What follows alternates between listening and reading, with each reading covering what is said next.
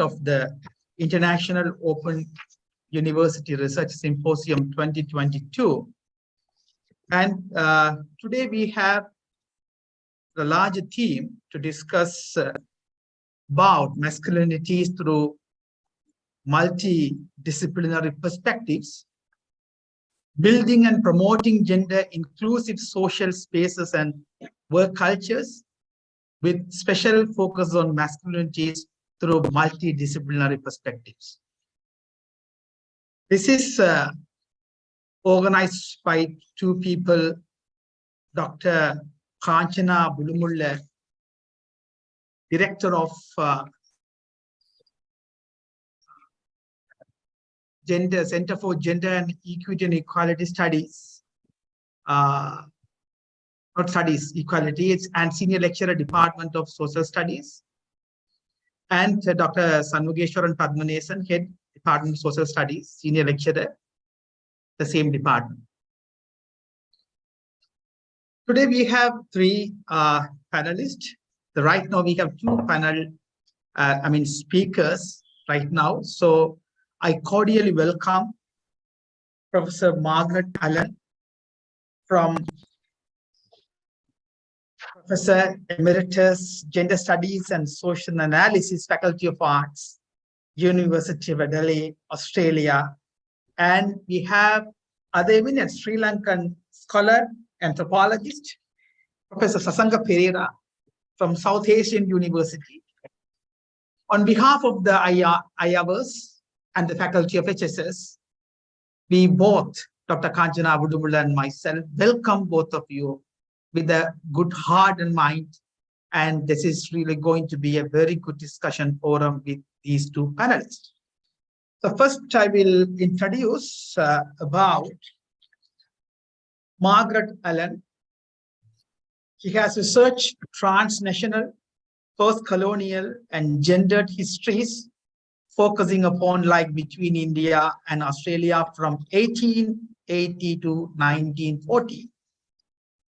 Her recent publications include Cosmopolitan Lives on the Cusp of Empire, Interfaith, Cross-Cultural and Transnational Networks, 1860 to 1950, published by Palgrave Pivot to 2017.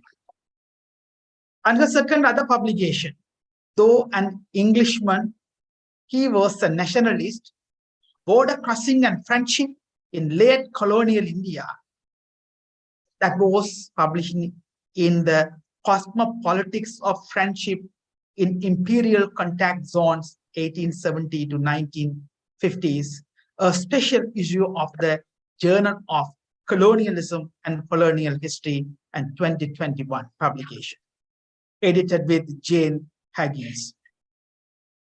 This paper arises from the work done with the Jane Haggis and Penny Edmonds on an ARC grant, Slow Digitization, Community Heritage, and the Objects of Martin Hall. Thank you. And now I'm going to introduce about Professor Sasanga Pereira, teaches sociology at South Asian University, New Delhi, and is its founding professor of sociology. He was Dean of the Faculty of Social Sciences from 2011 to 2018 and 2021 to 2022, and the University Vice President from 2016 to 2019. His publication in English include Fear of the Visual, Photography, Anthropology, and the Anxieties of Seeing, War Zone Tourism in Sri Lanka, Tales from Darker Places in Paradise, 2016, and Violence and the Burden of Memory, Remembrance and Erasure in Sinhala Consciousness in 2015. He has co-written Against the Nation, Thinking Like South Asians, that was in 2019. He has co-edited the book Culture and Politics in South Asia, Performative Communication, that was in 2018, Sociology and Social Anthropology in South Asia, Histories and Practices, 2018 publications. Intersections of Contemporary Art, Anthropology, and Art History in South Asia, Decoding Visual Words, 2019 publication, and Humor and the Performance of Power in South Asia, Anxiety, Laughter, and Politics in Unstable Times, 2022, the fresh new publication. In addition, he has also translated into Singular Justin Gardner's novel, A Letter to St. Augustine, 2019. So these are his publications, and about him, everybody knows about Professor Sasanka Perera in Sri Lanka and South Asia, specifically and all over the world. And today, they are going to discuss about the larger theme that is about, as I said earlier, masculinity through multidisciplinary perspectives, social institutional setups, social spaces, and workplace cultures today seem shrouded out with non-inclusive, non-gender aware, gender blind, and gender neutral practices and spaces that lack gender sensitivity and empathy towards socio-cultural realities of women and men. The situation is surprisingly true for higher education institutions and everyday life, academic life, behavioral dynamics, and practices. Inclusivity broadly entails the practice or policy of providing equal access to opportunities and resources for categories of people who might otherwise be excluded or marginalized based on numerous criteria based on age, locality, caste, or other practices, those having physical or mental disabilities or belonging to other minority groups such as class, gender, sexual orientation, ethnicity, or race. Uninformed and responsible process that improves the terms of participation in society, particularly for people who are disadvantaged through inclusive work practices by enhancing opportunities, access to resources, voice, and respect for safeguarding the rights of the marginalized and the forgotten is a critical necessity within higher educational institutions as well as the society as a whole. Within this broad perspective, the following experiences of multiple masculinities are unraveled. The rest of the individual presentation will be briefly discussed by Dr. Kanchana Abulumulla. Now it's over to you. Thank you very much, Dr. Padmanabhan, the convener of the IAVA's Humanities and Social Sciences panel discussion. And I would like to very warmly and heartily welcome the resource persons, Emeritus Professor Margaret Allen from the University of Adelaide, who is also my supervisor of the PhD. Madam, it's such a pleasure to me. I'm so overwhelmed with, gratitude and, happiness in this occasion. Thank you very much for consenting and being here. I know it is late in the night for you, and thank you. And also Professor Sasanka Perera from the University of South Asia,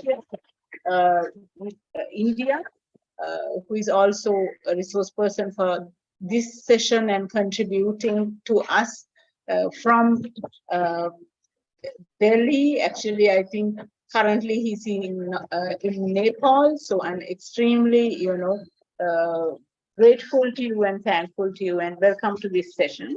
So good afternoon to all of you, the participants of this session today, and I welcome you all. And so the panel discussion will take place in the following manner. I would like to request you to pardon us if you should hear any of the noises that are sort of, taking place in the background. There's some construction work going on in the university. Anyway, so how the session will take place is in the following manner. We will be actually inviting the three speakers, at the moment, I suppose we only have 2 of them. So we will be inviting the resource persons to present for 20 to 25 minutes, as it was earlier scheduled. And then, of course, we intend to go into the discussion sessions subsequent to the presentations. So to introduce the first speaker,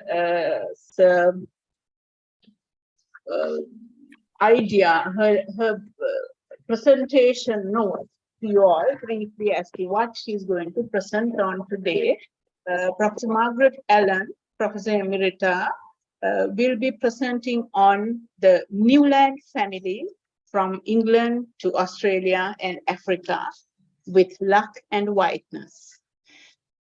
She presents a critical analysis of the white masculinities in her presentation. And this paper examines the imperial dispositions of the Newland family over 3 generations, from pioneering and taking up Nagarindari land. I don't know whether I pronounced that all right. Pardon me if I don't. In South Australia, in the earliest days of the colony, to extending their land holdings on Bakandji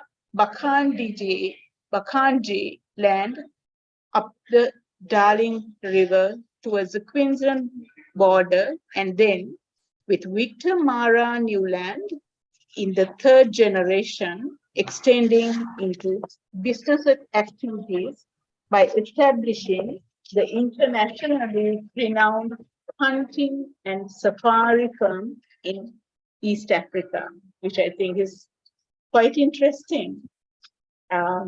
In the 2nd generation, benefiting from racial capitalism, this family could consolidate its position as old gentry and be poised to mobilize imperial masculinity, military prestige, and connections to develop the notion of the great white hunter. This endeavor would profit from transnational connections with figures such as ex-President Roosevelt through his East African expedition. The family's success was premised upon indigenous dispossession and the protection of white domination on a global scale. So over to you, Professor. Thank you. Thank you very much, Dr. Kanchana, and also very much to Dr. Pathmanathan. It's a great honor to be speaking here in the Faculty of Humanities and Social Sciences in the International Open University Research Symposium for 2022. Having listened to Dr. Pathmanathan read out the theme of the session, it behoves me to make the point that, in a way, as a historian, I'm looking at the background to present society, I suppose, which, of course, now we see the need to promote equality in the way that the Centre of Dr. Kanchana is endeavouring to do. I also would like to say what an honour it is to be on a panel with Professor Sasanka Pereira. And I'll now just try to share my screen. Oh gosh, it's disappeared. Oh no.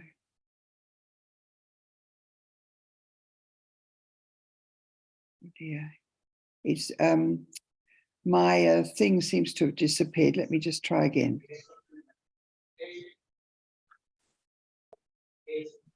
I'll just see if I can.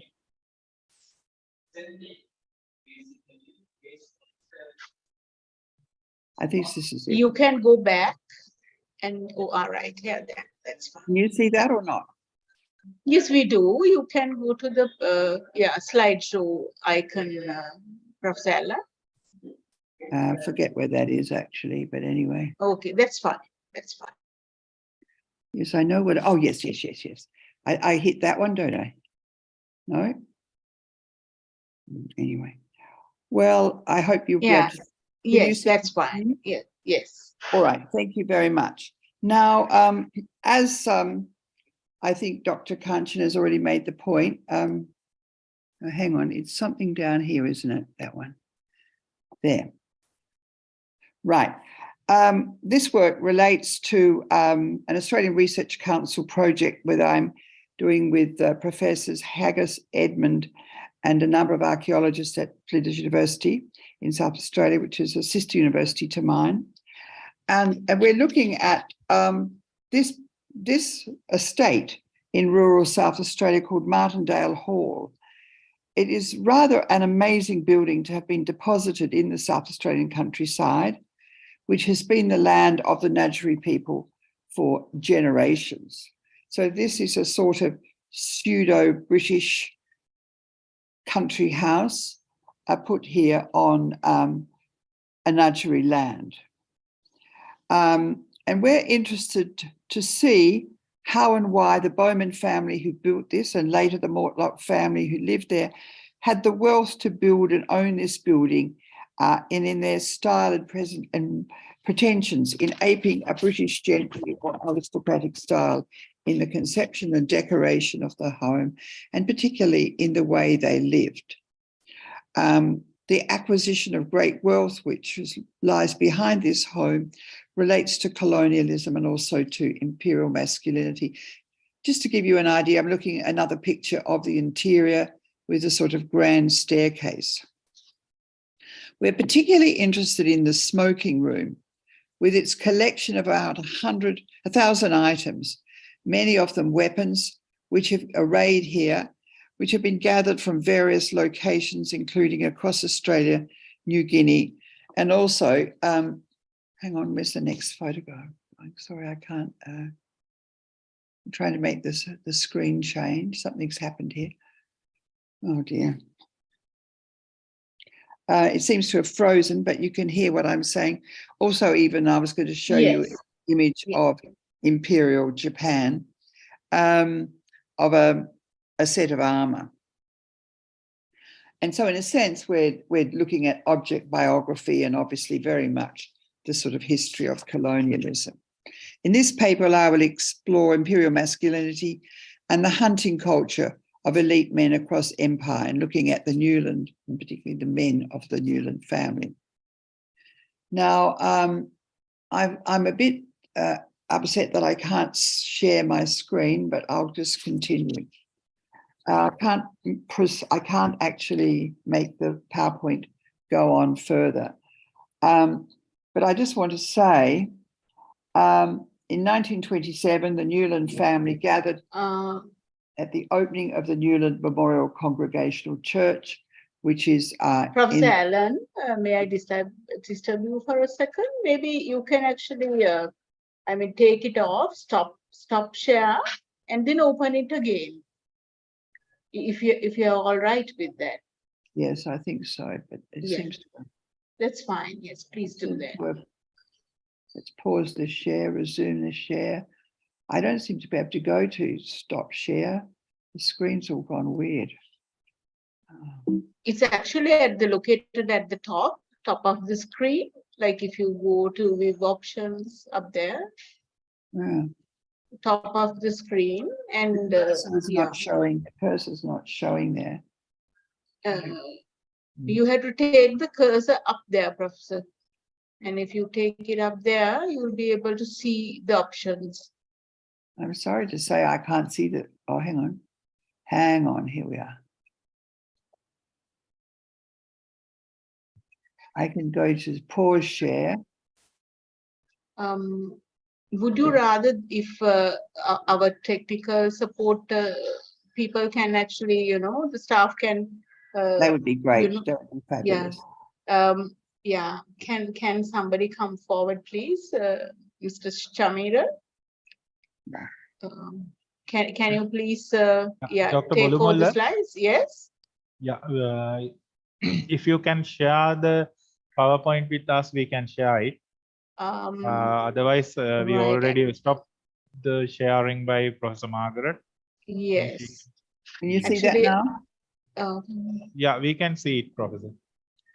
All we right, can now see it let's now. see if it. Yes. Oh, And you go down to the scroll bar, and there are the little arrows. If you click on them, I think the slides change.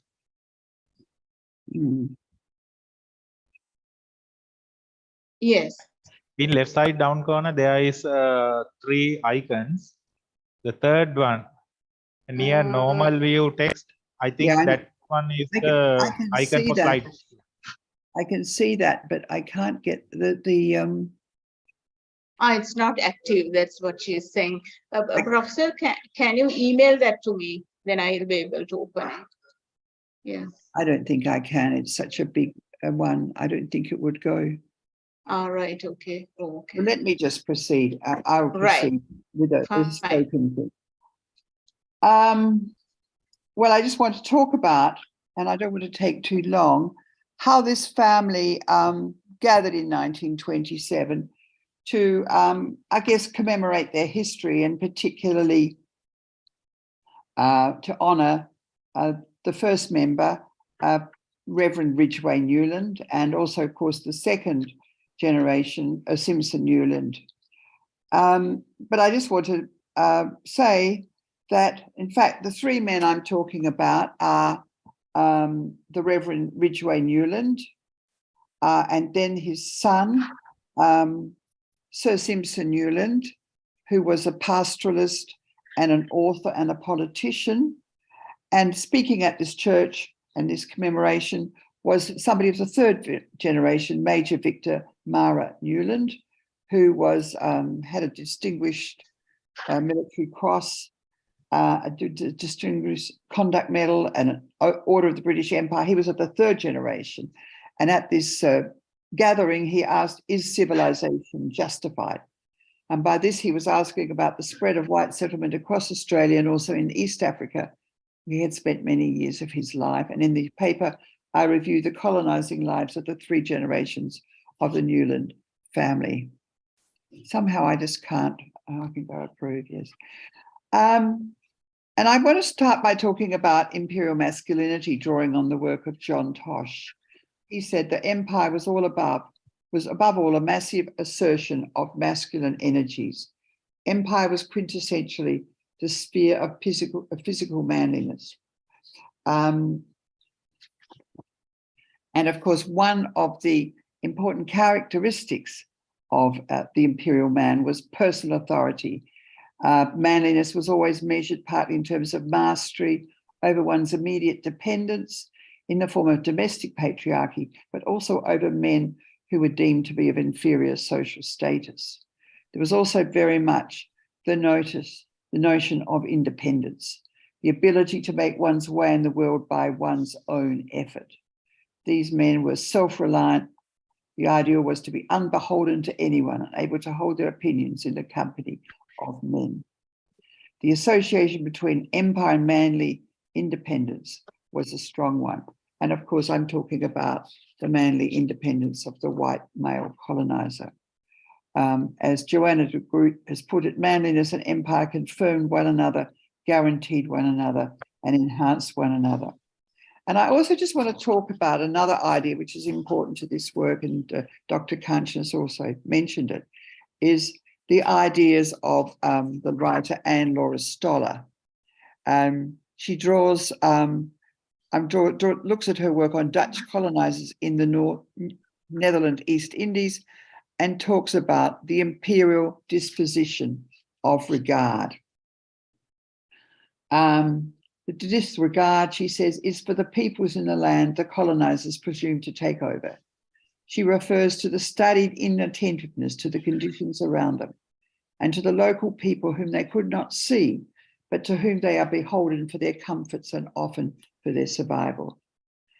Stoller starts that she rather than seeing a sort of binary situation, she's drawn to the messier, unsettling space that spans knowing and not knowing, good and bad faith, refusal and acceptance. She looks not at huge, importantly figures, but rather mediocre members of the Dutch colonial administration.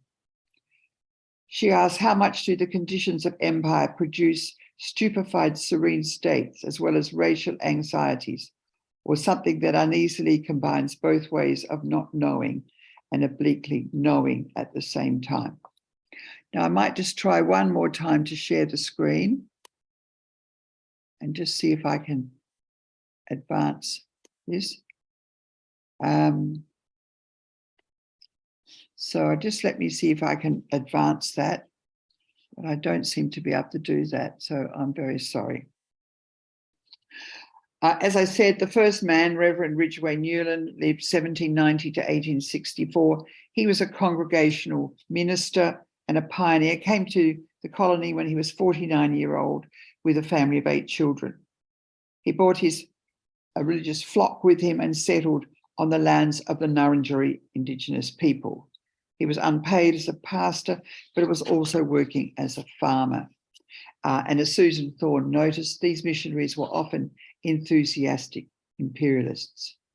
The land they took up and farmed belonged to people who are part of the wider Nurrunjeri peoples, who had lands stretching, and I'm sorry I don't have a map here, from Encounter Bay along the lower reaches of the River Murray and along the coast. They had already had contact with white explorers and also the rather violent whalers who worked out of Encounter Bay and the sealers on Kangaroo Island.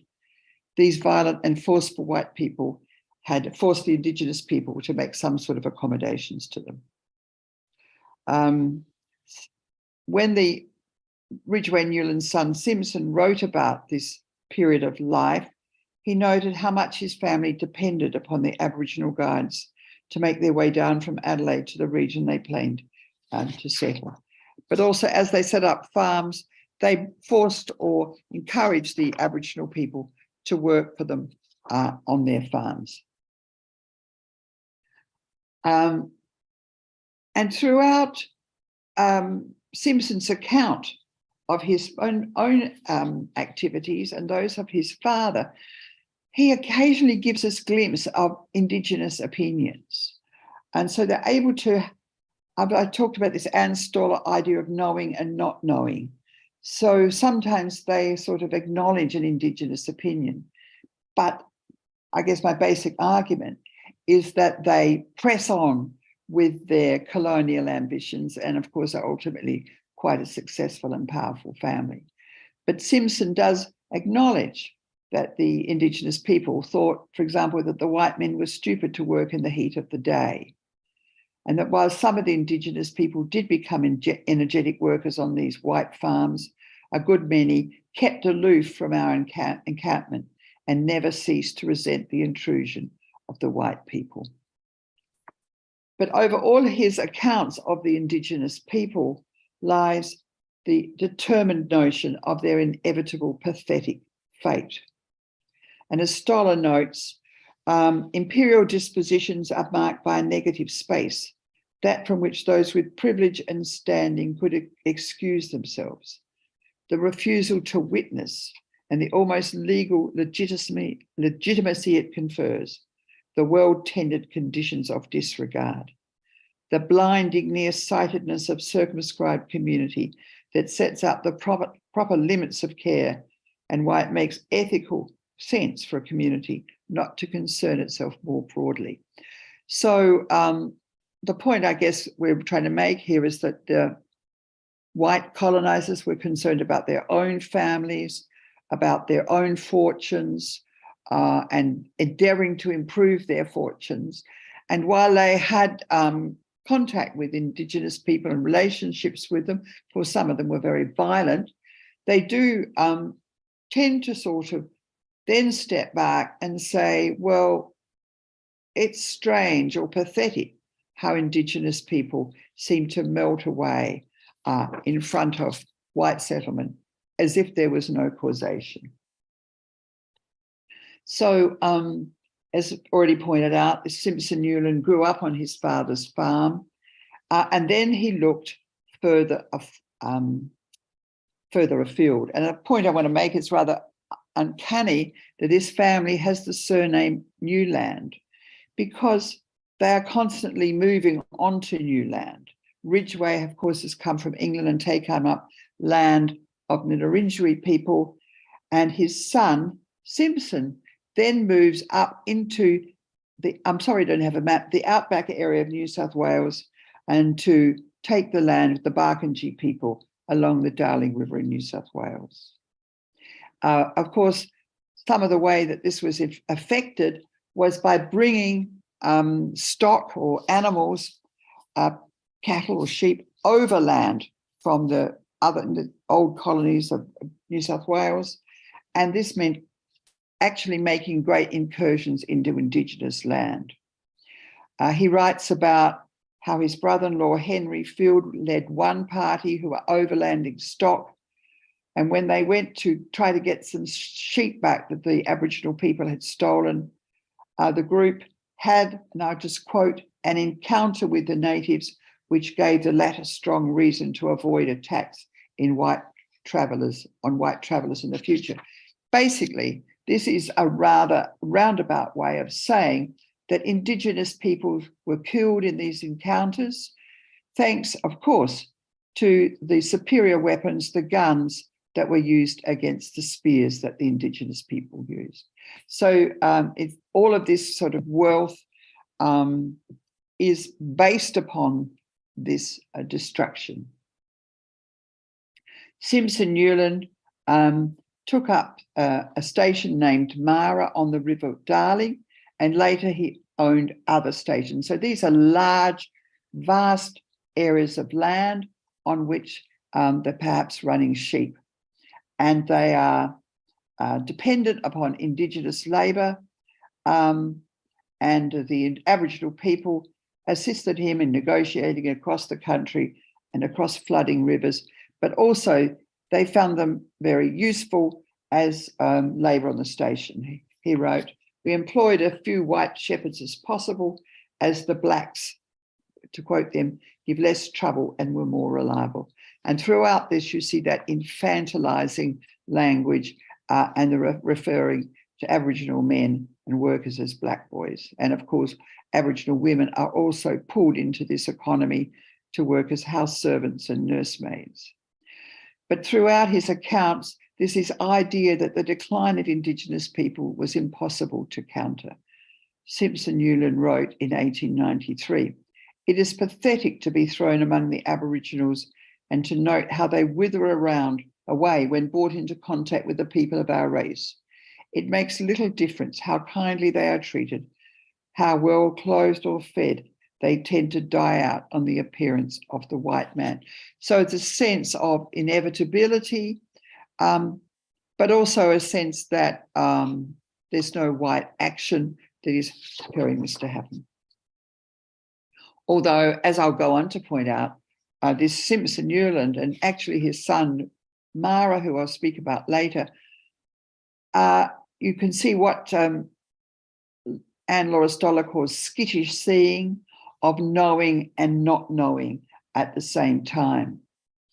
And for example, he describes one of the men on the station, a man who was called Bapu, an Indigenous man, the recognized leader of this group. He describes him in person, tall, spare, stately, in manner quiet, reserved, and dignified. And this is the important bit. From first to last, he refused to hold any intercourse with the hated Bory or the hated white man, much less work for him, wear his clothes, or even eat his food. So we can see this refusal by this Indigenous man of the white people.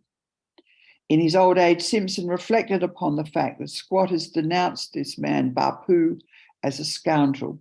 But now Simpson was open to another view, that while Papu did probably take sheep, rob huts for rations and killed the odd white traveller, he wrote, "But have not many heroic patriots of history done all these things against the enemies and despoilers of their country?" And further in the novel, Paving the Way, which he wrote in 1903, he was quite trenchant in his criticisms of behaviour of the pastoralists, although he did candidly say it was not yet the time to write with an untrammelled pen, or to say really what had happened.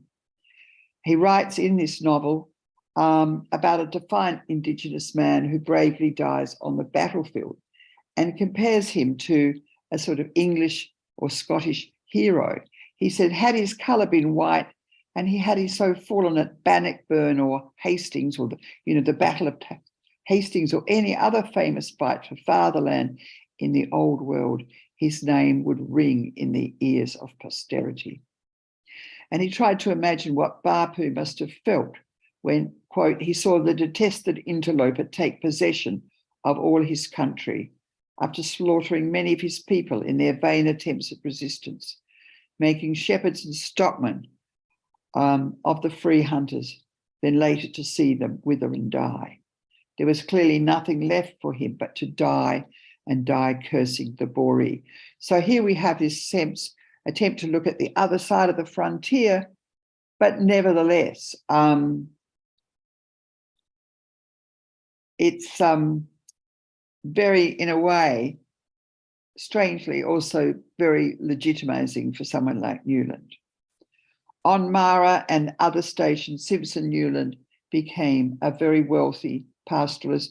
And he writes in one of his novels about a character like himself.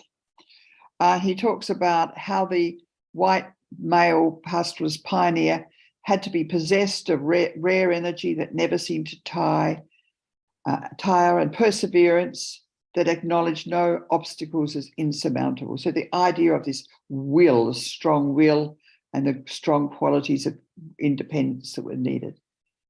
He never spared himself. What wonder then if he did not spare others in his ruthless disregard of the feelings and opinions of those beneath him. Sorry, I've lost my page. Beneath his authority. Such was our hero, he wrote, after years of toil and trouble as a pioneer squatter in the vast interior of Australia. Now, Simpson Newland's success meant that he could then move his family, he had 5 sons in all, down to Adelaide to live in a great comfortable mansion, send his boys to a very exclusive and expensive school, to enter Parliament and take a leading part in colonial society and affairs. Now, he saw his responsibility as a white man of some standing to document the lives of the Indigenous people whom he helped to disperse, a term that was used, or as he actually put it, to wipe out. The documenting of Indigenous peoples and their lives was part of establishing white hegemony. And he became president of the Geographical Society, and his first presidential address was on some Aborigines I have known, describing the habits and customs of the tribes with whom I was familiar, with whom he was familiar. All right, now, sorry, I've just got to find the right page. Unlike his father, Victor, often known as Mara, went to school. He was born on Mara Station, but he grew up in a gracious home in urban Adelaide, enjoying the privileges of wealth. When he was a 12-year-old boy, the whole family toured Europe. Now, he went, as I said, to a very esteemed school. After a year or two working as a clerk, he went to the Boer War, where he won deserved Distinguished Conduct Medal. But after the war finished, he did not come back to Australia. He wanted to head north to pursue the opportunities that Africa could offer him. And I would love to have been able to show you the photograph of him in his military uniform, but I can't do that. He wanted to prove himself to his father, and aided by some capital from his father, funds from his father, he looked for opportunities in this new arena of Africa. Angela Woolacott has noted that generations of British and white settler boys knew that the empire proffered an amazing array of exciting places where they could test their mettle and prove their worthiness to family, God, and country. After a few failed ventures, he went north, lured by the promise of almost free land and support for white settlement. And as has been intimated, he was to set up a very successful safari hunting business, which still continues to the day. The British had recently got hold of East Africa, and we're particularly talking about the part now known as Kenya, and had established a protectorate, and it was only becoming really settled from about 1900. It became an area where aristocratic and type of British settled, and the highland area was reserved for white settlement. The Indians had traded on the east coast for centuries, had built the Uganda Railway, were very involved in commerce, and there were a lot more Indians than white people, and of course, there were a lot more Africans than either. But the British government and the white society believed in white domination and privilege.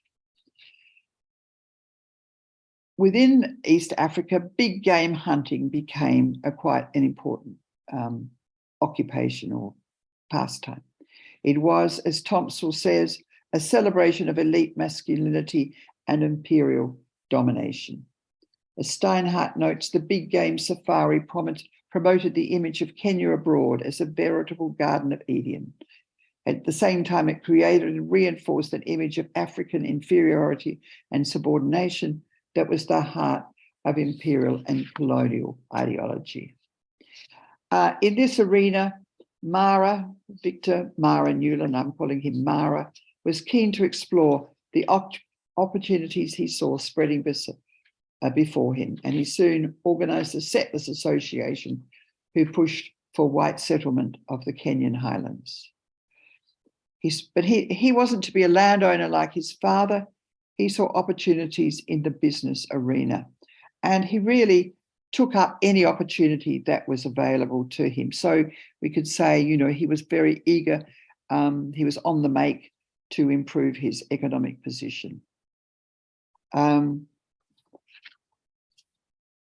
He could do well in this colony, and as Stoller puts it, he was knowing at not knowing at the same time.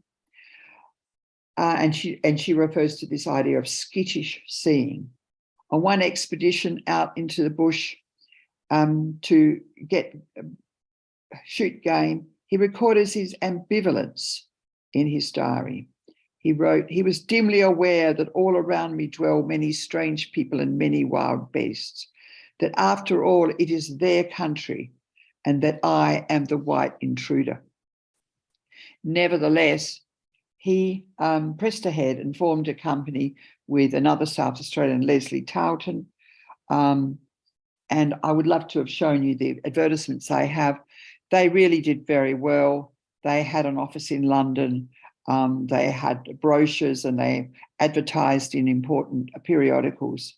Their business catered to those who fancied themselves as great white hunters. In fact, they formed an association with Carl Ackley, the chief taxidermist of the Field Museum of Natural History in Chicago, and they provisioned all manners of safaris with porters, headmen, and tents. Leslie Towton was a great shot, and they went out with the hunters, advising them on how and where to shoot. They would have as many as 14 hunting parties out at one time, and many of them were these luxurious grand expeditions, which included cooks, white tablecloths, caviar, cocktail shakers, preserved pheasant, champagne, baths, and of course there was a whole lot of Kenyan men who were brought on as gun bearers, beaters, skinners, and carriers. Newland would arrange for the skins, the lion heads, to be carried back to Nairobi and then sent to Europe for taxidermy. It was estimated that each white hunter might have about 20 to 30 Africans to carry for him and to attend him. and all of these wore colourful uniforms emblazoned with the Newland and Tarleton logo. But they organised safaris for many British aristocrats and royals, but perhaps the most important of these was the expedition for the ex-president Theodore Roosevelt in 1909. There were 250 members of this party and many porters and staff. They spent 8 months in Kenya, and 11,000 animals were killed, a number ending up in the Smithsonian Museum in the US. Steinhardt notes of the remarkable extravagance of this trend-setting safari.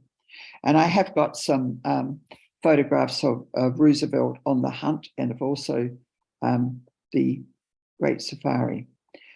Mara made valuable contacts among the white officials and business people in the colony. He became a member of the Legislative Council in East Africa and a president of the Chambers of Commerce. He was to volunteer in the First World War, joining the King's African Rifles, and won various honours. He returned to Australia in 1923. He sold out of the business, and through family collections, he got a seat on the Adelaide Stock Exchange, became a stockbroker, and then later entered state parliament. So he'd been in the sort of the Kenyan Legislative Assembly, and now he was in the South Australian Parliament. The point is, over 3 generations, this family, starting from relatively humble beginnings, had amassed wealth, power, and social standing. This was in less than a century, in about 80 years. On his visits home, and then after he returned to South Australia, he spoke about his time in Kenya and his views. He brought African artifacts back and expounded upon what he saw as the illegitimate claims of Indians in East Africa to social equality and political rights. So he's protecting white domination. Very curious to take us back now at the end to the commemoration of the Newland Church in 1927 in honour of his father and of also his grandfather. He said that some of those present would remember the Aboriginal people around the area where the church was in Encounter Bay. There was plenty of bird life. There was an abundance of fish to be had, and there was any amount of wild game. The Aboriginal people there were naked but moral and content. He also referred to the African peoples around Lake Nyasa in East Africa. He said they'd also been happy and contented, and posed the rhetorical question, what right had we to destroy these people? But it's, in the end, in this article, he refers to the fact and gives his own answer, I suppose. White settlement had seen the spread of comfortable homes across Australia, he said, and his listeners could strive for good society, for the happy laughter of children, our children, in happy circumstances. So basically, he's saying this is justified because we have, as white people, settled this land and settled families on it.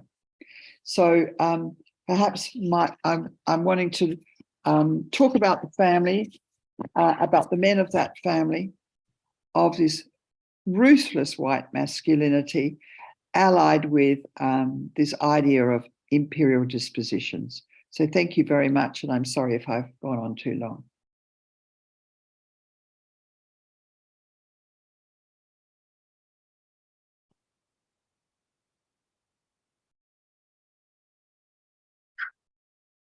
Thank you very much, Professor Margaret Allen. Actually, that's quite an interesting, very, a rich, informative presentation, and it says a lot about, how the white masculinities, actually, particularly of the imperial masculinities, white masculinities have been, in certain parts, how it has been constructed. I'm wondering whether we should be actually, that was the, the suggestion at the beginning, that we would continue into the next presentation. Are you comfortable with that? And then we will have the discussion session. Are you all right with that, Professor Alan? Yes, thank Yeah. you. Okay, right. Thank you very much. So then, of course, we can invite Professor Sasanko Pereira, who is raising this occasion from the South Asian University of New Delhi. And the topic of Professor Pereira's presentation is Lanka's dominant masculinities. I think resonates quite well with us. And, you know, we would also see so many similarities from the Professor Allen's presentation. So Professor Sasanko Pereira's presentation is premised on this brief note that I will present to you.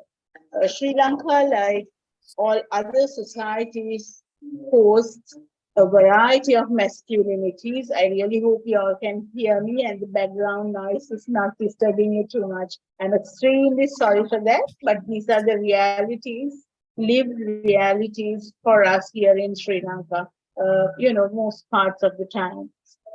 Anyways, Sri Lanka, like all other societies, hosts a variety of masculinities, but the more dominant versions of these masculinities are based on a regressive understanding of being tough, which manifests in men's attitude towards life in general, and the way in which they treat perceived subordinates from ethno-religious minorities to women and co-workers.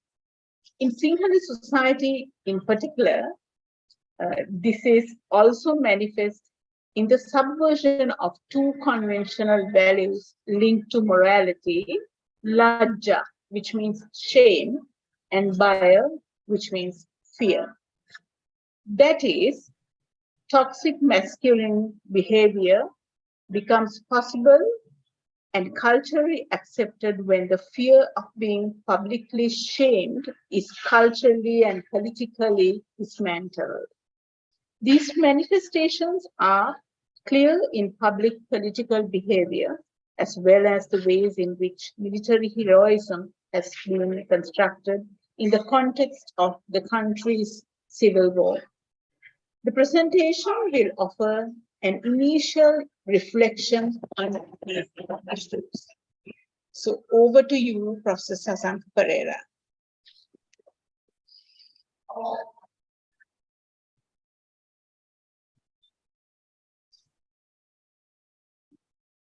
All right, Kanchana, thank you. And I want to thank you and your colleagues for organizing this and also inviting me and Margaret.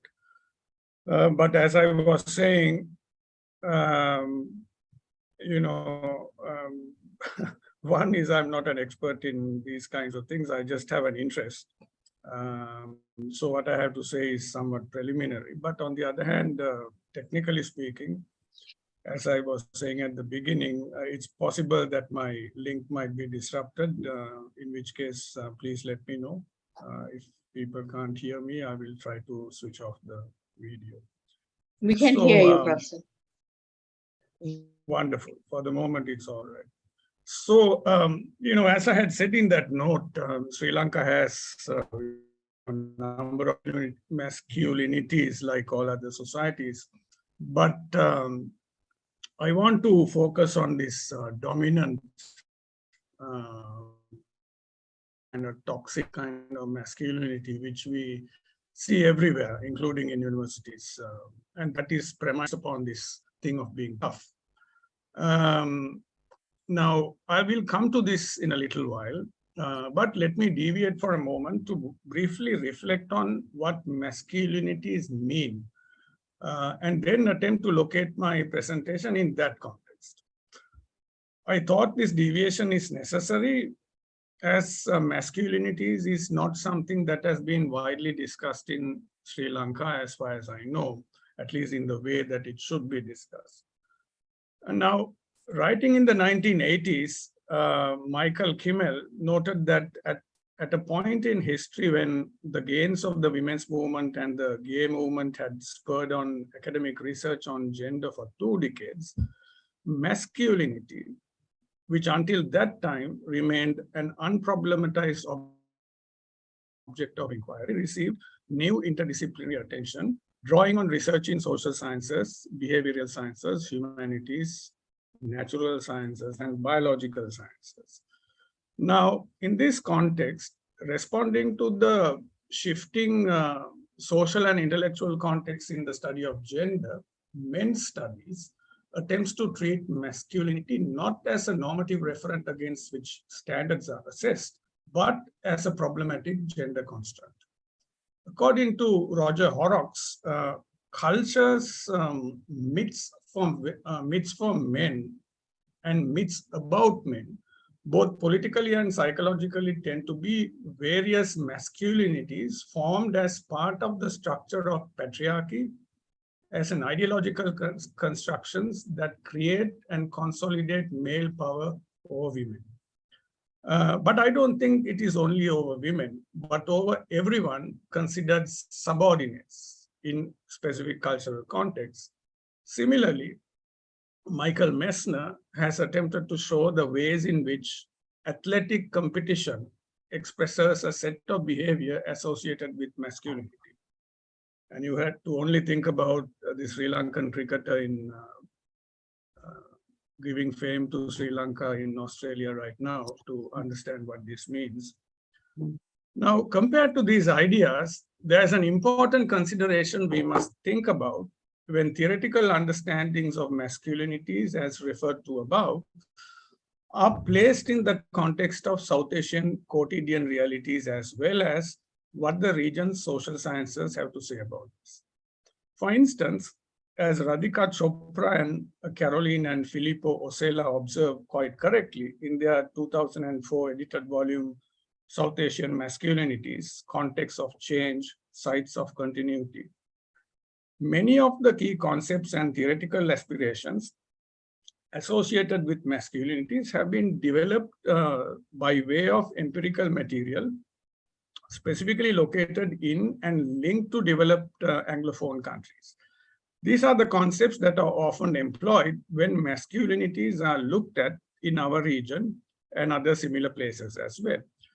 Also historically, what emerged as gender studies in the South Asia region often more specifically became in practice women's studies that were concerned with issues of female sexuality and related concepts. In this context, there was an almost total absence of theorizing the male and masculine on the one hand, and serious research that explored local constructions of masculinities and their global interrelations on the other in our region. And this is particularly the case in Sri Lanka. So we are, in a way, when we are discussing this kind of thing, we are launching this discussion in a relative absence, right, in the local context.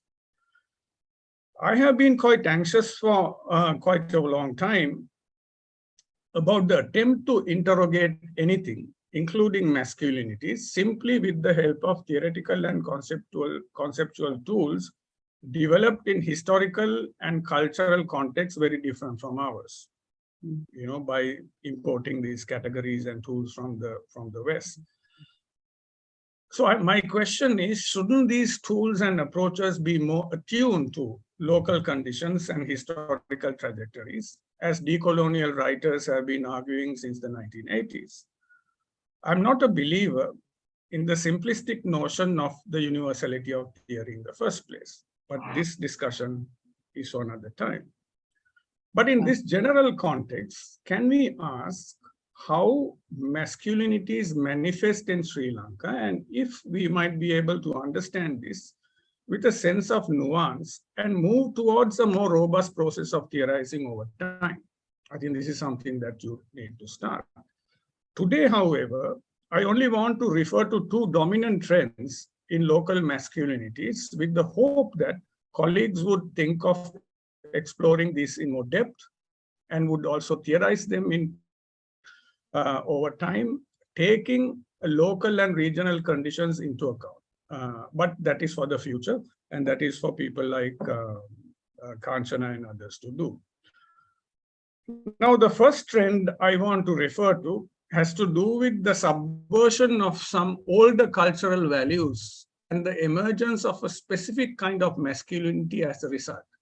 In Sinhala society in particular, a kind of common and toxic masculinity manifests today because two conventional values linked to morality and public demeanor have been quotidian circumstances, as well as in politics and behavior in the public space.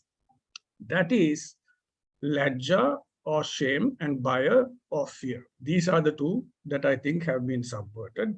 More clearly, the concept of lajja bhaya, which is in Sinhala used together, refers to the fear of being shamed in public by others for whatever reasons, often for not doing the right thing.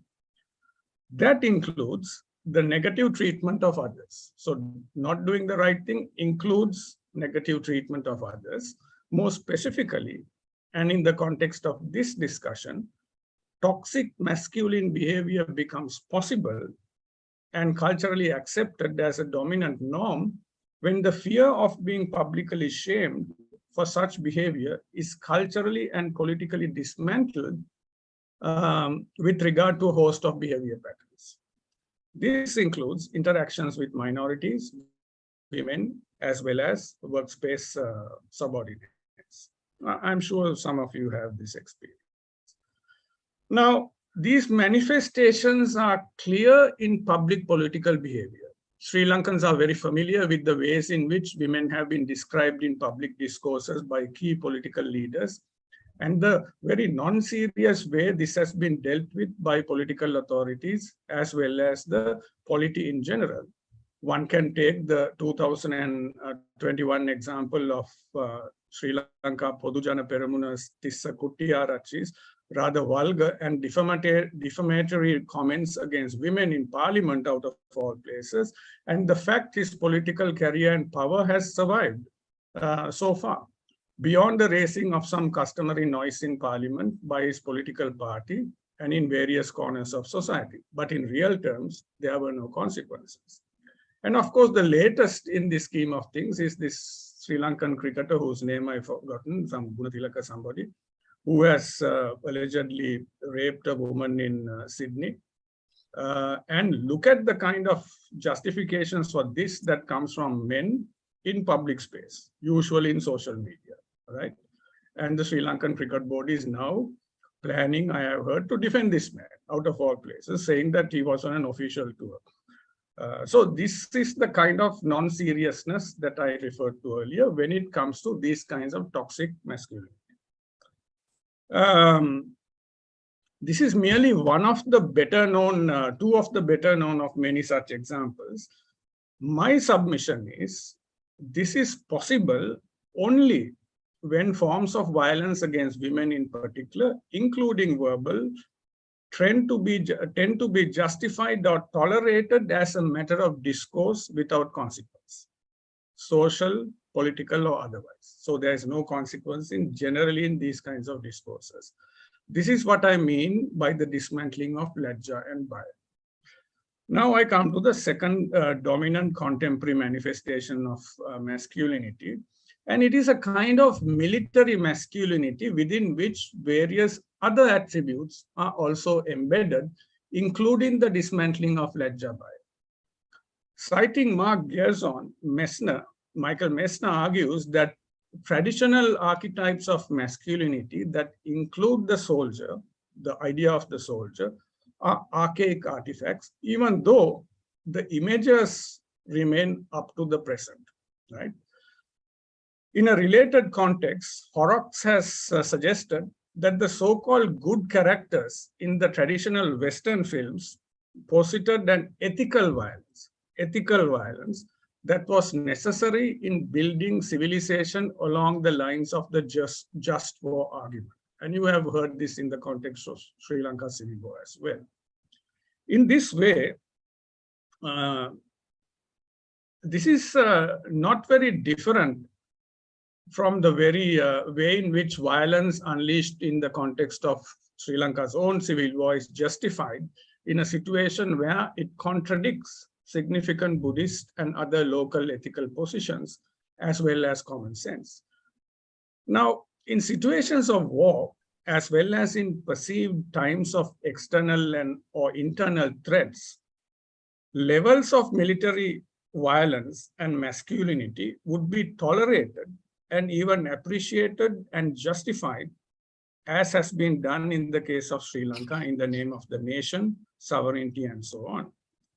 Now, the image of the highly masculine and brave war hero or Ranaviru constructed by the military, Sri Lankan military, that also has popular acceptance in southern Sri Lanka is not too dissimilar from the Western hero who cultivates a massive stoicism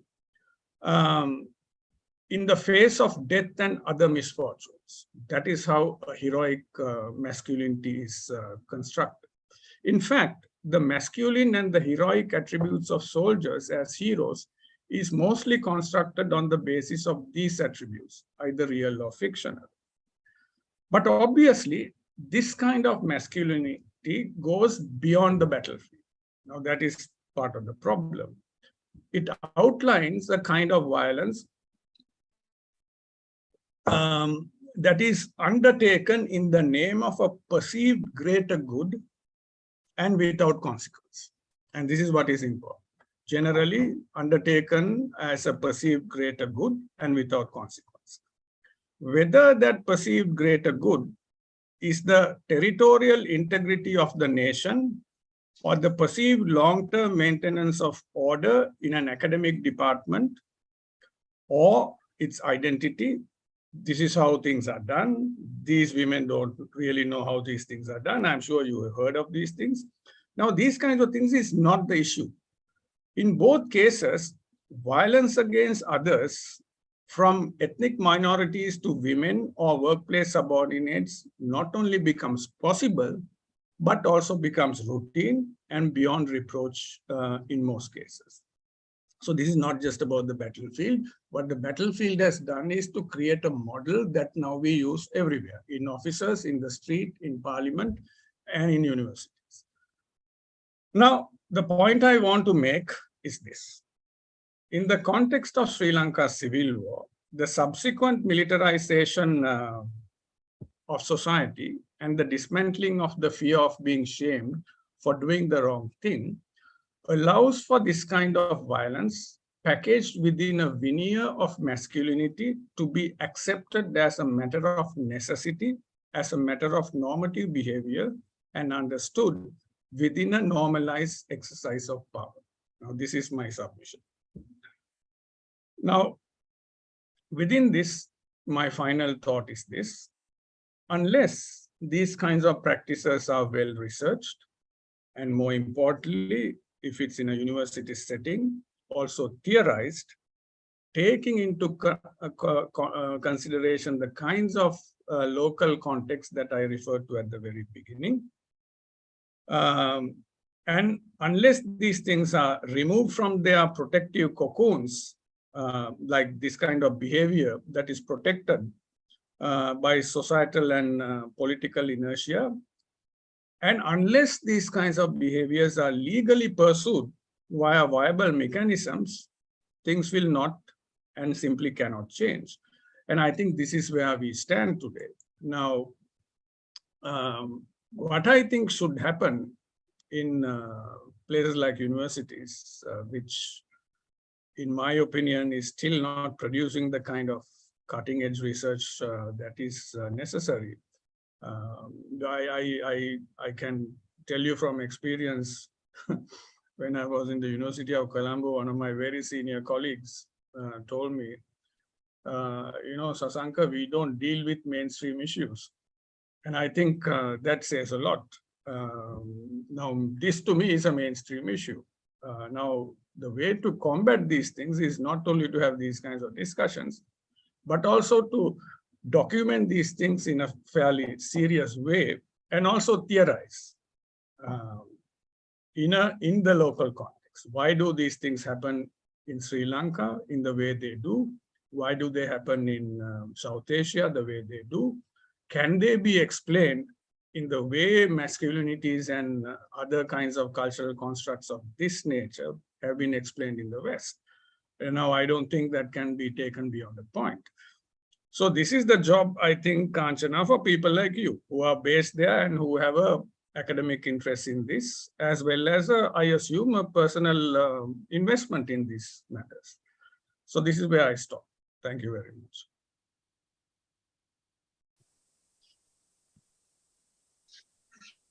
Thank you very much, Professor Sasanka Pereira. That was actually, I mean, really an eye-opener in a way for all of us as to, however hard it may be, however challenging it may be to sort of, steer this kind of, academic interest and taking it forward. I suppose, I mean, it has long been overdue, and it's actually, I mean, now or never, or, something has to be, I mean, not something actually, something meaningful has to be done in that balance. So thank you very much for your very, very, I mean, excellent presentation. Okay, I think we have now come to the time where the questions and the discussion time. And Professor Alan, would you like to put your camera on as well? I'll try. Technical support team, can you sort of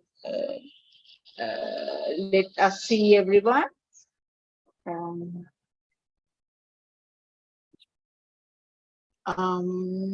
Madam, they right. can start their mics and cameras now. Okay. I gave the permission to them. I hope, right. I hope, okay. So actually we have had two very, very, exciting and, very rich, presentations we were able to listen to. Actually, unfortunately, we cannot, or rather, actually, the third resource person has not been able to make it to the, the panel discussion. I suppose it's probably due to the time difference, or last minute something would have, come in the way. Anyway, I mean, we do have these excellent, ideas shared with you, and actually, for me, I mean, may I just go ahead and ask, a couple of things that actually in my mind or in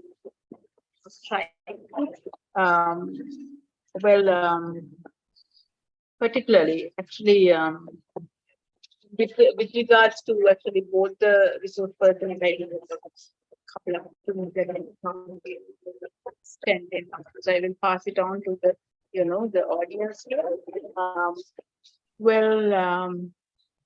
You did, Professor Allen, you did specify these Simpson-Newland's accounts, which where he actually you referred to idea, or a sort of the way in which he communicated this idea of knowing and not knowing. I mean, how would you sort of, knowing and not knowing the sort of the, the position of the, how I mean, that's how I sort of, I guess, got this idea. That's my take on it. I mean, is that what you try to say, the knowing and not knowing of the way in which that was sort of, how do I say? I think this, can you clarify that idea of knowing and not knowing in the accounts of Simpson-Newland? Well, what he particularly in his later writing in old age, he is a lot more truthful and honest than other pioneer writers or people reminiscing of the early colonial days. He's more honest, he's more truthful about what happened and what it meant. So he really is knowing what is going on. But on the other hand, he's turning aside, and there's that lovely bit, and that lovely quotation from Stoller, which I might be able to find again, where she says there's a sort of sense in which there's a limit to care, that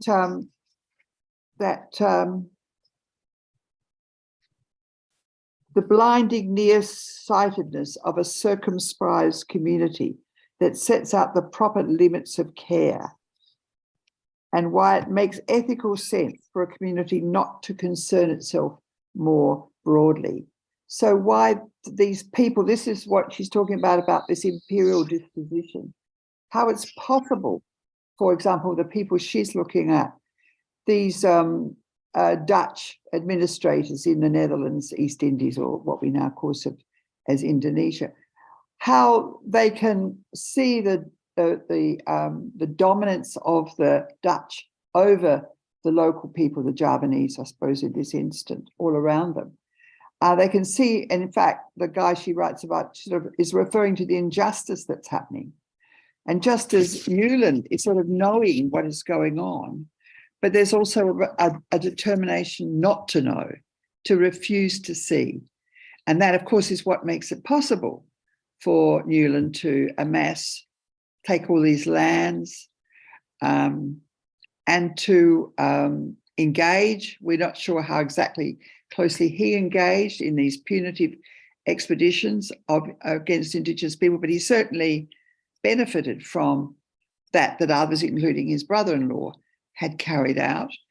And in a sense, I just sort of perhaps haven't linked that to this idea of this imperial masculinity, of this sort of disregard. And I think Professor Sasanka talks about this disregard for people who are seen as subordinates.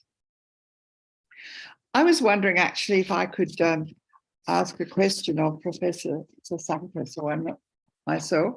I found that very, very interesting. And of course, the point that you raised about the need for being very cautious about taking or using theories of masculinity that had been developed in different historical contexts. So I think that was of concern to Dr. Kanchana and myself when she was doing her research.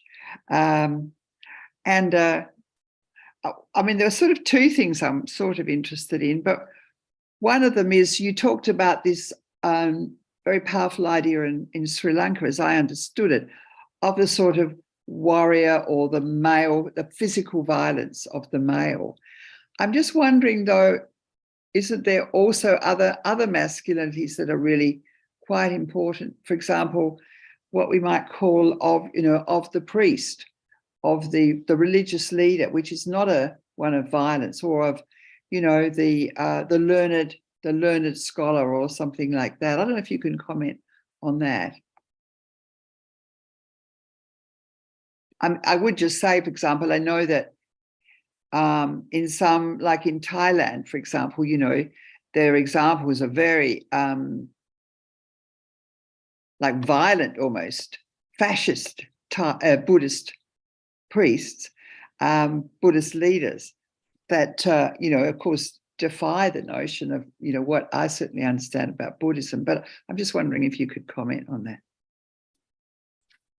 So shall I start with that, Kanchana, and then you can, okay. Yes, Professor, yes, please. Yeah. Now, a couple of things. One is that when I said that one has to be cautious about importing theoretical constructions, I was not talking only about masculinities. In fact, it's about masculinities that I have taught the least. But I thought about theory all the time. Now, for example, in our PhD courses, where we had a course just this morning, one of the sessions in the middle of this ongoing protest, one of the things we are trying to do is we want the students to be familiar with whatever other sociology programs are teaching everybody else in the name of theory, which comes from Marx to Durkheim to Weber and Foucault to Derrida and all these characters. Fine, because we want them to be familiar, but that's something that we think they should do on their own. We don't want to teach that in class. One. Second, what we are trying to do is to also read the kind of material that has come from parts of Africa and South America in recent times, and also from Australia to some extent, that is generally thought of as decolonial theory, which counters these kinds of ideas. And three, what we are trying to do is to look at the kind of things in this region where people don't consider certain things as theory, like the ideas of Ambedkar, like the idea of this peasant leader Phule, like the ideas of the Buddha himself, much, much earlier. And we are trying to ask students whether theoretical constructs to interrogate this region can be culled from these ideas, in addition to whatever else the schools of Western thought might give us. So this is my response to the first thing. About the second one, Margaret, I think the way in which public institutionalized Buddhism, or for that matter, in most public institutionalized religions, preach is a kind of violence, in the sense that it demands obedience. It demands that you have to I'll give you one classic example from Sri Lanka right now, and I think Kanchana and her colleagues are probably better equipped to deal with it. Right now, there is a noise, I wouldn't even call it a debate, that Sri Lanka's female teachers must somehow wear saris in schools as a kind of a uniform, right? Now, who's arguing this the loudest? Buddhist monks. As if they're experts on saris, right? So now that is being done because they have the power to make that argument stick most of the time, because then political leaders will take it up and so on and so forth. So I do consider it as a kind of violence. Sometimes it's about violence of ideas, but sometimes it is actually a promotion of certain kinds of fascistic tendencies, which are actually violence, right? That's it for the moment. Okay, thank you so much, Professor Alan, for your response, and also Professor Sasanka. Yeah, I also felt, listening to this, what actually struck me was this knowing and not knowing, the idea represented in his work.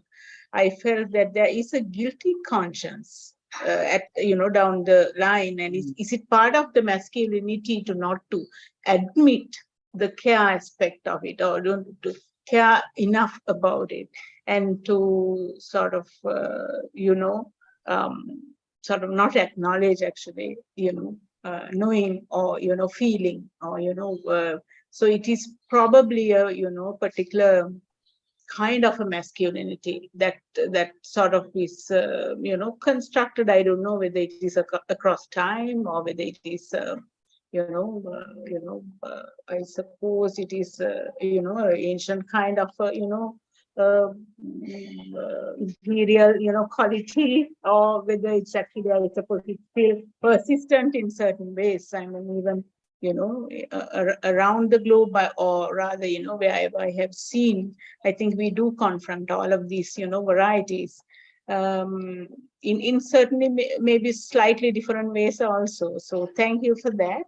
And for Professor Sasanka, I was actually thinking that I do note the comment that you made, that the discussion on masculinities in Sri Lanka is actually very scanty, and the attention on that is actually that the silence or the absence is a lot about it. How much it is not that it is disregarded as something that needed to be attended to, but I suppose the fear of trying to come close to it and confronting it and grappling it, and I suppose the ones who actually sort of, come forward to sort of, give an opinion, convey an opinion regarding those things are also actually challenged so much extensively, and it is extremely subtle. The most, the irony is that it is actually extremely subtle, and then of course, as you said, people are very convinced of these toxic, masculinities. I'm sure there are toxic femininities as well. So, in this instance, we have chosen to speak about toxic masculinities. Masculinities is our concern right now. So, yeah, so that is the comment actually I wanted to make, and also I'm actually I'm really why are sort of so tolerant or extremely silent? Why can't we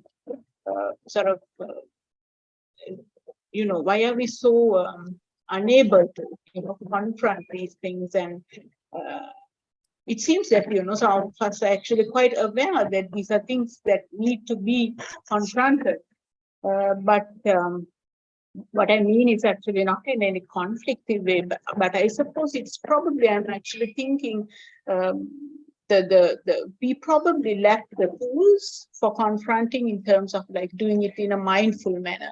That's where I have arrived, after all these years in my life and my research and whatever work I have done. I feel that what we really lack is probably the right tools. And that is something that I feel, what would your thoughts on that would be, Professor Sanford? See, you obviously know the situation much better than I do. I've been out of the country for more than 11 years.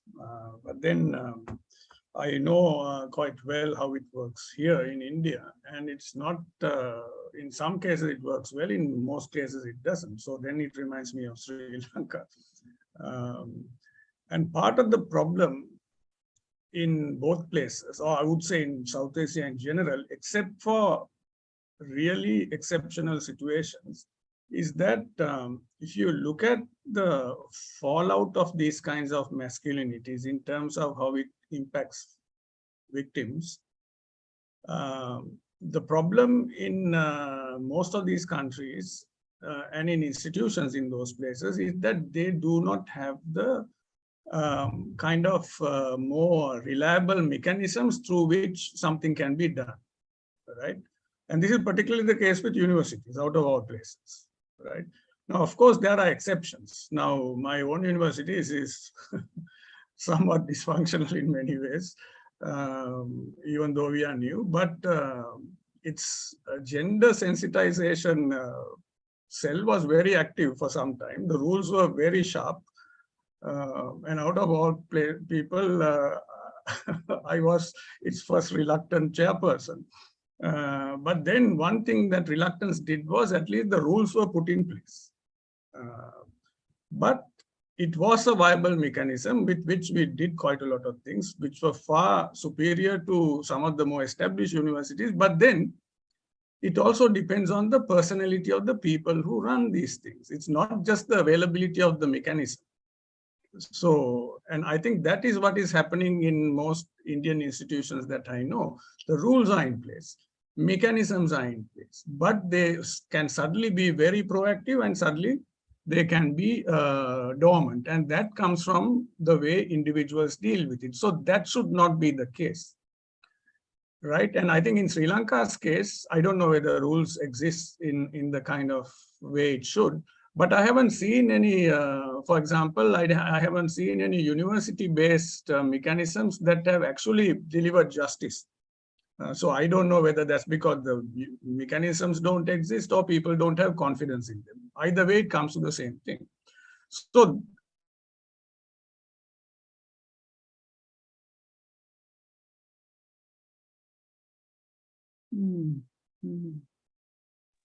I think something happened to Professor Link. Professor Sasanka, can you hear us? Yes, Professor Allen? Can you hear me? Yes. Yes. I would just want to comment on what, go on from what Professor Sasanka was saying. And, you know, you can, as he says, you can have these mechanisms, you can have policies. And as he says, it's very important about the people who administer them. And it's been shown to have the people at the top, you know, like the Vice Chancellor, to be strongly committed to that, totally committed to that. That is what can make a difference. But there's also a way in which, where there isn't that powerful commitment, because of the dominant masculine ideology, it's sort of unspoken among, I think, some men that, you know, oh, this is the latest fad, gender equality. We have to go along with it. But we won't take it too seriously. In fact, of course, people joking about it is part of undermining it, not taking it seriously. And, you know, you can see that places which have more equal promotion policies, for example, which acknowledge not only the work which might benefit men, which male academics might be able to excel at, but also acknowledge other work, or might acknowledge that, you know, you've had a career break because, you know, you had some children at this time. There's a tendency to belittle, that sort of, for example, that woman or that person from a minority only got promoted because they had to have one woman or a minority person promoted. So there's this sort of continually undermining of those sort of advances, I think, which is what Professor Sasanka was referring to. I don't know if I've taken the words out of your mouth, so excuse me for that.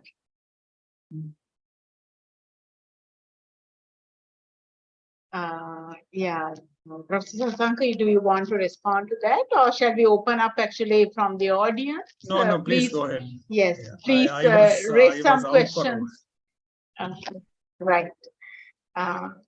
Yeah, in the audience, please, can you please raise your questions to the panelists?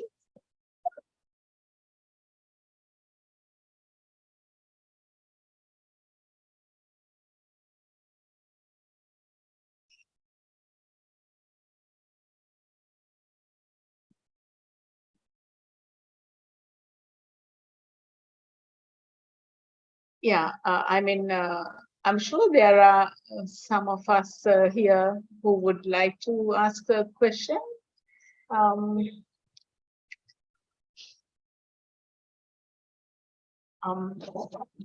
was also wondering, actually, sorry, yeah, Dr. Sepalika, yes, please go ahead. Yeah, thank you. I have a question for Professor Sasanka. You mentioned dismantling Lajja Baya. Now I'm thinking Lajja Baya is something at the heart of our sort of social life, or, you know, cultural practice or behavior in general. So it's not only, you know, in relation to or with regard to gender relations. So if you dismantle Lajja Baya, what then will replace that? I mean, do you have any thoughts on that? Just something that came to my mind. Thank you. Yeah, you're absolutely right. It's when you say our, I mean, obviously we are referring right now to Sinhala society, but these kinds of constructs also exist with our other communities in our country. But now, if you are focusing only on this, on this issue of masculinities, my suggestion was that if you dismantle this, then what will replace it are the possibilities of this kind of masculine, toxic masculinities without consequence. That is what is replaced, that in this context. But it is also possible, it is not possible. What will happen is something has to fill that space. No? Now, if it's something this negative when it comes to, let's say, gender relations, What happens in case of other things like ethics in general, social relations in general? I think the kind of, how do I put it, the kind of ideals that we would have once pursued to some extent as ideal behavior will no longer apply when this kind of thing is dismantled, right? This is not, if you look at Obesekara's 1960s or something article, that one of the few first anthropological texts that dealt with this Lajjaba in our kind of disciplines, he was not really talking about its dismantling. But I'm suggesting now that it is being dismantled, but that doesn't mean that people are conscious of that. To come to terms with that is the job of people like you, me, Kanchana, and so on and so forth. I suppose we are the people as academics or scholars who have the tools to read these things and put it in context. And I think this is one of the things that should be done by universities. And this is my, when I said that, I will go a little bit beyond your question. I hope I kind of answered it, but my suggestion to you people is this. And when I say you people, I mean academics. That somebody asked me, I think Kanchana or someone asked me that what is the reason for this? So one reason I have already given is the failure of these mechanisms and rules. The second is that we actually don't have a serious body of work that like this serious body of research, not anecdotal material. Like the kind of text of Radhika Chopra and Filippo Osella that I referred to earlier. I mean, in India's context, there are quite a few. And that book also has an essay from Sri Lanka. I forget who has written it. So my suggestion is this. Now, if you want to have a point of departure from this conversation, one way in which you can do it is to create some kind of a body of work over the next 12 months on this subject, based on two things. One, research, one, personal experiences. I mean, coming from my discipline, this what is called autoethnography is becoming very important, but that doesn't mean everything goes. So what is stopping you people from putting together, let's say, a small conference that will deal with exclusively this subject in Sri Lanka's context? Now, if you do that, at least there's a body of work that is serious to begin. So in that Sepalika, one of the things you can do, somebody can do, is to see whether that question you raised can be answered more ethnographically. Now, I answered it theoretically in a conceptual sense, that if it's dismantled, this is what is going to happen. But if it's dismantled, what actually happens on the ground is something this kind of study can document and then theorize. So I can contribute, and I tell this to people all the time. There are no takers generally, and that is, if you bring up something like this, my contribution from where I sit is to help publish this globally, and then bring it to a discussion in Sri Lanka is your business, right? But right now, what is happening is we are talking in the margins. You are talking in the margins. We need to bring this, answering Kanchana straight, is mainstream these things in both intellectual circles as well as political circles. But to do that, you need to have some material. I'm talking like an academic, I'm not an activist. So to me, that material has to be available. Okay, I'm sorry, I'll keep quiet. Thank you, Professor. Actually, I quite agree with you. I think actually the literature or the work that we have done is also not sort of, collated or assembled in any sort of, systematic sense. And also, I think, there's quite a vacuum there, and there's quite a lot we can do there. When you compare with, the kind of research that has been conducted, elsewhere, for example, like Australia, for decades. And I suppose it's actually, for me, personally, I mean, my experience, what has informed me is that the fact that actually we seem to lack the skill when it comes to gender and, gender inequality and addressing it. And then we're also a nation or a country, very careful not to, rupture or, disrupt or dismantle things. I suppose in rather, gentle or genteel ways that we try to sort of deal with these things. So, I suppose, I mean, this specific, the kind of skills, this mindful skills should be cultivated. And also, like you say, it should be, the foundation should be based on concrete, some good research, foundation should be laid in that regard. So, yeah, please ask away your questions. We don't get a, opportunity to talk about these, sort of, topics very much, and this is the opportunity. So please go ahead and raise your questions. We have some time for this session, so please.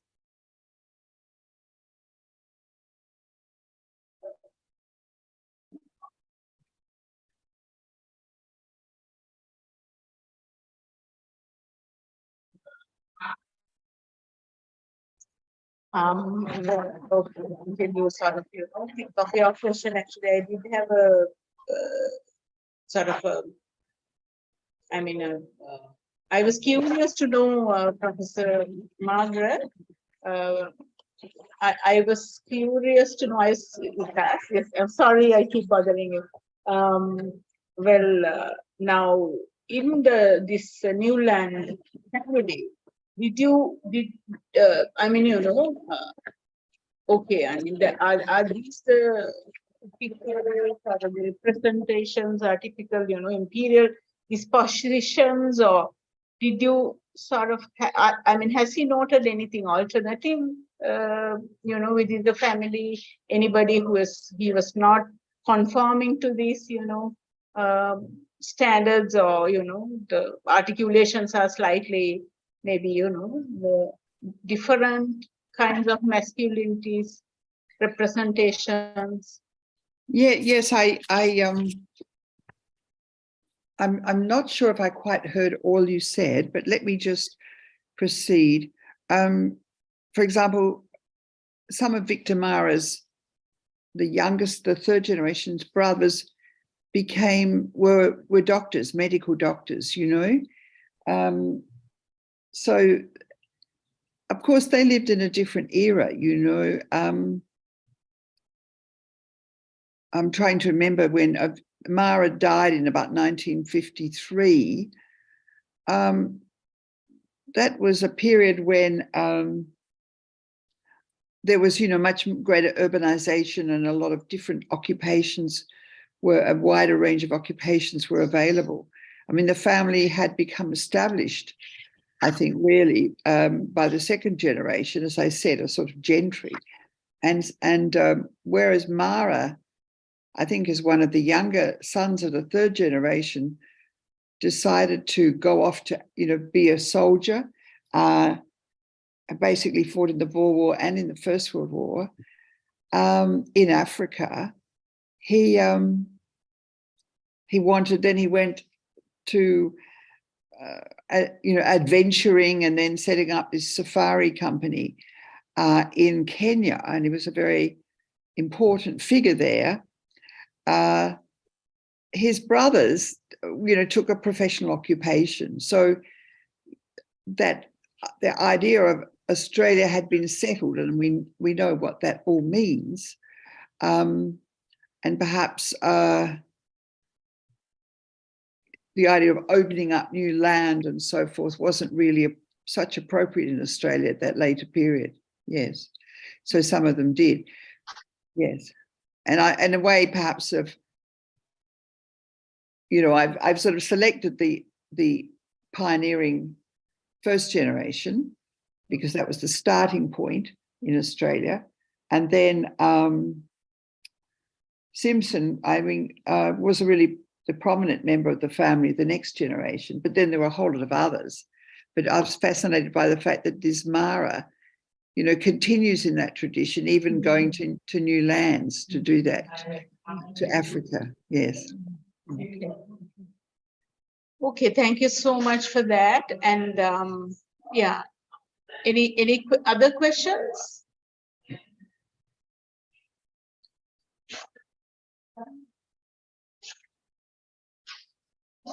And yeah, so then if we don't have any other questions, actually just commenting on what Professor Sasanka mentioned regarding the university policies. Actually, there are policies present. I mean, I think many of the universities now have gender cells, and through those, actually, there are policies.